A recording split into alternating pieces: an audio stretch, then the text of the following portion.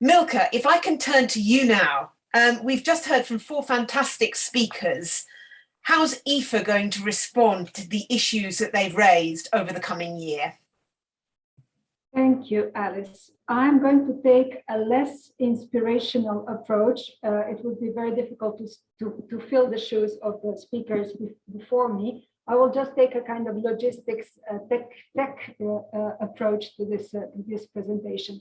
I have mentioned before the new EPHA strategy, and I won't go into details now, but to secure that cohesive, better coordinated EPHA policy picture, we will be setting goals and priorities across our policy clusters in a two-tiered way. By taking a pragmatic approach in establishing short-term goals, of course, there is a doorbell at the moment, and by taking a vision and value-based approach in setting the long-term goals. Now, to identify the topics that are relevant enough and niche enough for EPHA to make a difference, the idea is to map and overlay the following. So our own skills and competences, of course, what is it that we have as capacities and what is it that we can offer? Then the current policy landscape, and we have heard a lot about the key priorities of the institutions and international organizations, but we will be also we are also specifically looking into the policies that are currently being drafted or revised. Then importantly, we will overlay those two with the members' interests and key priorities and the capacity of members to take the lead on certain actions, because it is clear that only by working together more closely and amplifying each other's work, we can secure the desired impact. And finally, and that's the reality that we must consider, we overlay this all with the policy areas that can be funded, hoping that funders' priorities reflect the key issues of the society, or selecting those of their priorities that actually do. So it is the intersection between these different priorities and capacities that is the sweet spot at which we believe EPHA can make the most meaningful and impactful contribution. I mentioned the short-term and long-term approach to implementing EPHA policy clusters, and it is the outcome of several brainstorms with the board, with the team, with scientific advisors throughout 2021, plus in the field of health inequalities, and we are now launching the health inequalities cluster and piloting it in our cluster approach. We had an initial meeting with what was so far the health inequalities working group, but we will just keep building from there. So in principle, we will be looking into a combination of a short-term pop-up actions and long-term programs throughout this year. In the meantime, we will keep the ball in the air with the existing projects.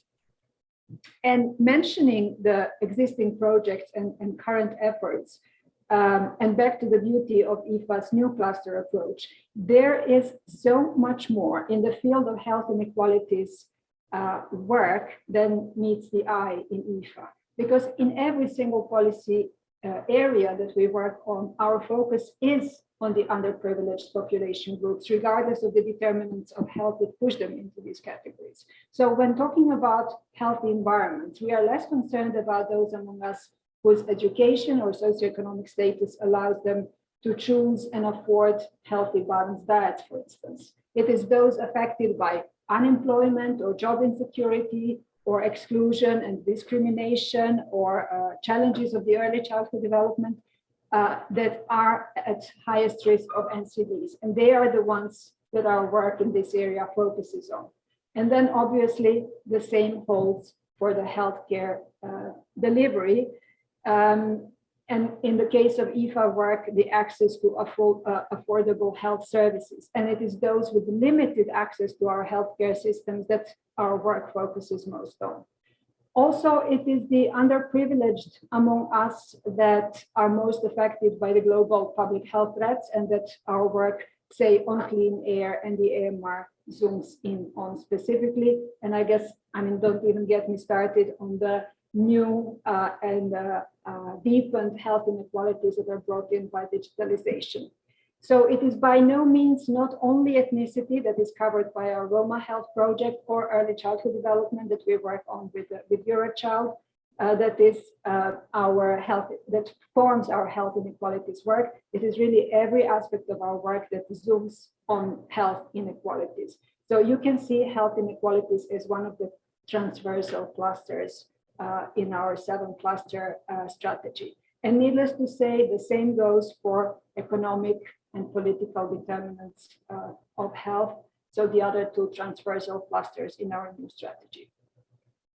So only the point is that I'm trying to make that only now with our new organizational structure and strategy in place, we will make sure that these huge efforts are better coordinated and more visible also externally.